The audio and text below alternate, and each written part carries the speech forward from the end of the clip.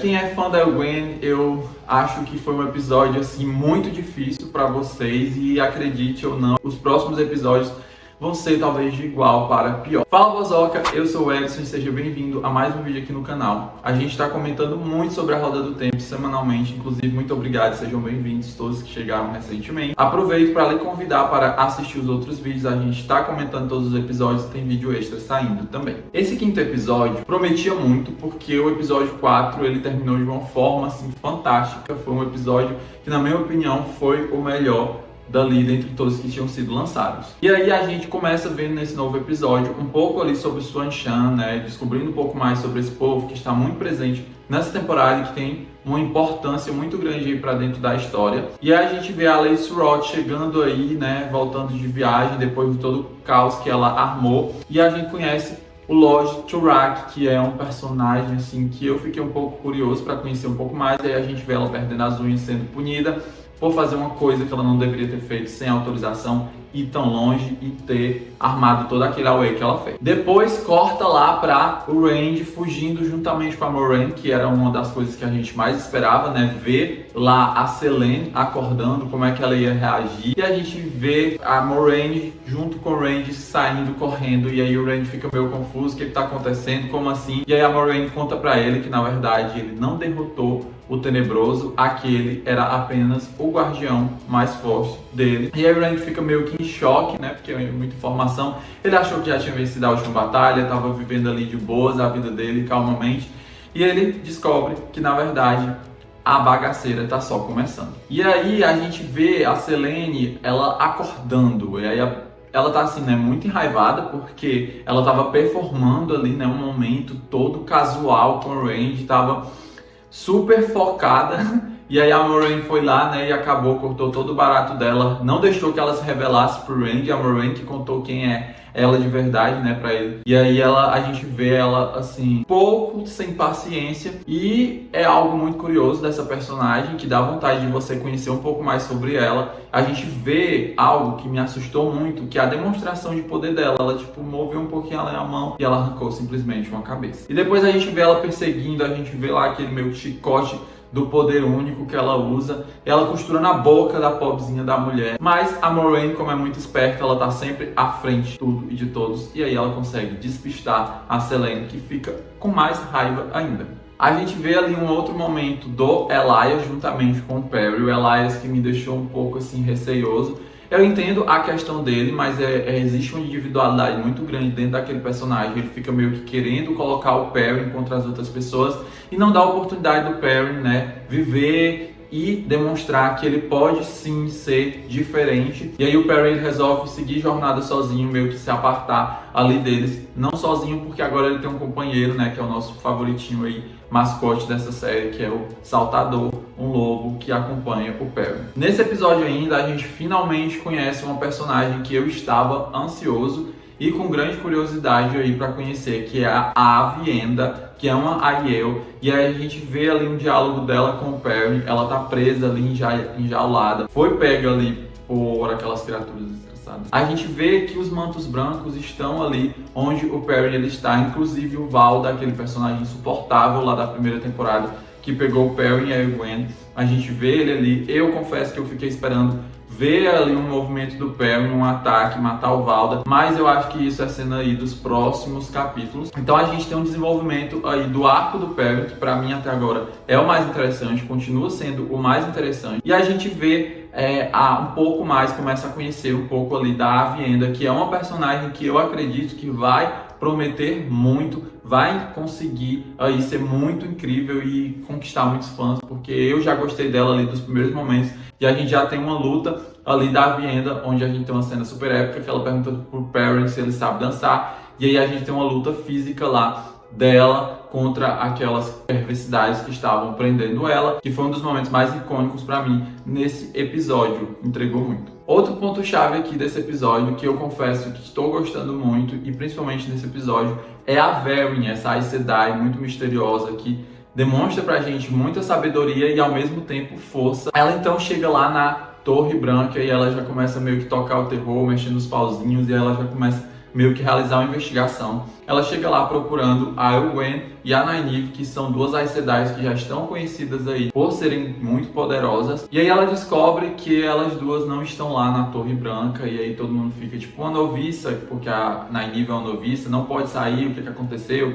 E aí ela começa meio que uma investigação e descobrindo ali informações super favoráveis. Inclusive ela mostra pra gente outras Aes Sedai, que são as Marrons, e ela também já começa ali perceber que alguma coisa ali está errada e que provavelmente a Ágia Negra ela está ali presente, que ela realmente existe. Depois disso a gente vê a Liandry juntamente com as meninas e descobrimos o que realmente aconteceu com elas.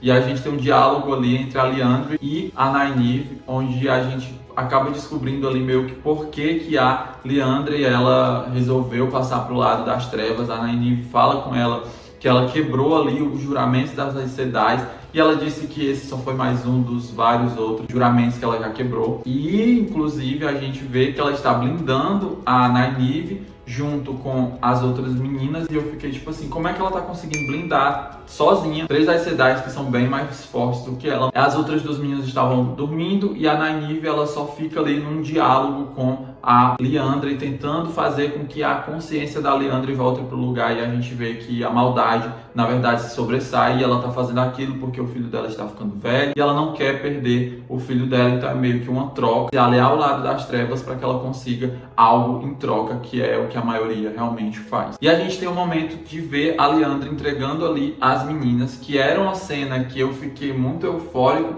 na hora para ver, e eu fiquei tipo, eita, vai ser um caos total. A gente vê então ali uma troca de farpas da Liandry com a Lady Surod, porque a gente vê que o Sean e Shan, eles usam as mulheres que canalizam ali com uma coleira para usar elas a favor deles e controlar elas, né? Então, assim, é um momento em que a Lady Surod, ela dá umas investidas ali na Liandry, fala que não vê a hora de que as coisas vão mudar, e aí vai encolerar a Liandry. E a Liandry meio que, né, não fica calada, elas têm aquela troca de farpas que é muito legal, e eu queria muito ter visto a Liandry já entrando ali um embate com ela, mas fica aí para um próximo capítulo. E aí a Liandry, antes dela ir embora, ela como adora causar, ela meio que desblinda as meninas. A Nynaeve ela percebe, as outras meninas acordam e a gente começa a ter um rebuliço ali se formando, e as meninas começam a tentar usar o poder delas. A gente vê finalmente a Elaine usando o poder dela. Eu fiquei com altas expectativas. Eu me levantei para assistir esse momento, não deu nem tempo de eu me levantar, ele já tinha acabado. Porque foi uma coisa que é inclusive algo que eu acho que o episódio deixou a desejar muito. Foi na cena das meninas tentando ali fugir, entrando em embate. E, enfim, não aconteceu. É algo que a gente vê que não está acontecendo muito. É criada uma expectativa muito alta sobre uma determinada situação, e aí essa determinada situação ela não acontece, ela simplesmente acaba. E aí é algo que eu acredito que o episódio ele deixou muito a desejar, principalmente nessa parte aí das meninas. A gente vê a Gwen sendo capturada, que era algo que eu já tinha falado no vídeo passado do episódio 4, que era algo que a gente já meio que estava esperando de acontecer. A Gwen fica para trás, a Nynaeve fica eufórica, sem saber o que fazer. A Elaine coloca ela no eixo e fala para ela que elas precisam se centralizar, elas precisam fugir dali porque elas estão sendo procuradas pelo exército. E a gente tem um momento ali de ficar um pouco assustado, onde elas duas são pegas e capturadas, mas aí depois a gente acaba sabendo que na verdade elas foram pegas por uma Ágia amarela, e foi pelo guardião dela. Inclusive é algo muito interessante porque aparentemente essa Ágia ela vai ter uma importância muito grande aí nos próximos episódios, e finalmente a gente vai ver e conhecer um pouco mais sobre as amarelas. Depois a gente tem a Selene lá no mundo dos sonhos, que aí acontece um diálogo muito importante entre ela e o Ishamael, que eu particularmente gostei muito. A Selene ela é uma personagem que eu não consigo ter raiva dela. Eu acho ela uma vilã muito interessante, e ela é muito doida, muito surtada, o que é muito bacana. E aí a gente vê um diálogo dela com o Ishamael, onde a gente percebe que eles dois meio que se odeiam e ao mesmo tempo eles se gostam, e aí eles querem ver a queda um do outro, porque eles são os dois abandonados mais fortes. E aí eles começam a falar ali sobre os outros abandonados também. A gente vê a Selene citando alguns nomes de alguns, e meio que debochando, né, falando que eles não teriam capacidade, por isso que o Ishamael libertou logo ela, mas o Ishamael ele tem um propósito, então ele sabe exatamente porque ele liberou a Selene, que é inclusive uma personagem muito interessante. A gente descobre um pouco mais dela, e para quem não sabe, a Selene ela é louquinha, piradinha por um dragão renascido. Ela era apaixonada pelo dragão renascido que veio antes do Randy, e aí a gente vê que essa paixão dela fulminante continua ali com o Randy. Eu acho que talvez ela acredite que os dragões renascidos eles vão passando as memórias, as lembranças de uns para os outros, e talvez ela consiga se comunicar com o antigo amor dela, ou então ela realmente gosta de... A seleção dela é o boy ser um dragão renascido, e é muito bacana ver toda essa dinâmica dela, mas é algo que assusta porque a gente vê um pouco dos poderes dos abandonados, e aí eu fico pensando, gente, como é que eles vão ter como lutar contra eles, essas criaturas que têm tanta força, que no instalar de dedos eles destroem, acabam com um exército basicamente inteiro com tão pouco. Depois a gente tem um momento ali da Moiraine em família, onde a gente vê um diálogo muito bacana dela com a irmã dela, que aí a gente remete às memórias da Moiraine, lembra e conhece um pouco mais sobre ela ali dentro, o lugar dela, a infância dela. E a gente tem um diálogo importante que desperta e dá uma ideia para Moiraine, que é usar ali o Randy para conseguir descobrir algumas informações. Então ela joga o Randy na fogueira e espera que ele consiga se sobressair diante disso. Eu achei assim de uma confiança muito grande dela. O Randy ele não está muito preparado, mas aí é algo que a gente deixa ali para ver nos próximos capítulos. Inclusive tem um momento dela com o Randy que é de partir o coração, que é quando ela fala pro Randy que eles não podem dormir porque a Selene ela vai se comunicar e consegue acabar com eles no mundo dos sonhos. E aí ele pergunta para ela se ela vai conseguir usar o poder único para eles não dormirem, e aí dói no coração porque ele não sabe que a Moiraine ela não tá conseguindo mais tocar a fonte.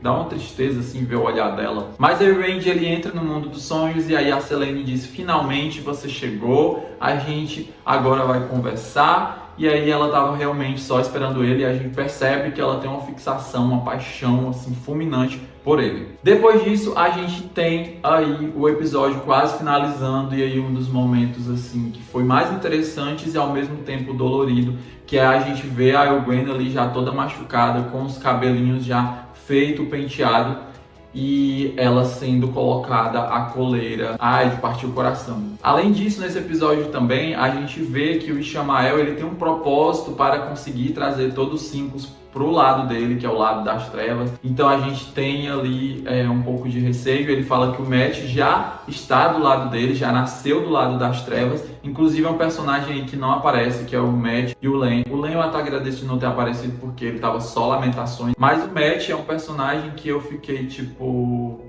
não vai aparecer, não vai criar vínculo, não vai se mostrar cada seu arco. Enfim. E o que a gente pode esperar aí do próximo episódio? Eu acredito que o próximo episódio ele vai ser um pouco mais focado na Elwyn, finalmente. É um arco e uma personagem que tem muito a entregar. Na primeira temporada ela já demonstrou muita força, muita bravura. Senti que faltou um pouco de falta disso. Ela precisa de mais momentos de tela para ela mostrar a personagem que ela é, para a gente ter a história dela desenvolvida. Acredito que no próximo episódio a gente vai ver um pouco mais disso. Vai ser sofrimento, sim, para quem é fã da Elwyn. No geral, eu acredito que a Roda do Tempo ela tá ainda deixando a desejar, tá engatando de uma forma muito lenta ainda. Eu confesso que eu tinha altas expectativas para esse episódio. Talvez por isso eu tenha me decepcionado um pouco, porque eu criei muita expectativa. Espero muito que a gente tenha mais cenas de batalha, porque as cenas físicas elas estão sendo muito mais emocionantes do que as cenas de batalha usando poderes mesmo. Inclusive essas cenas tanto de batalha física e principalmente as de batalha usando poderes, elas estão muito curtas, tipo, não dá nem pra você sentir a emoção começar a acontecer, que ela já acaba, já é cortada. Então eu espero muito que a partir aí do próximo episódio, já era pra ter acontecido na verdade, porque a gente só tem 3 episódios pra finalizar a história.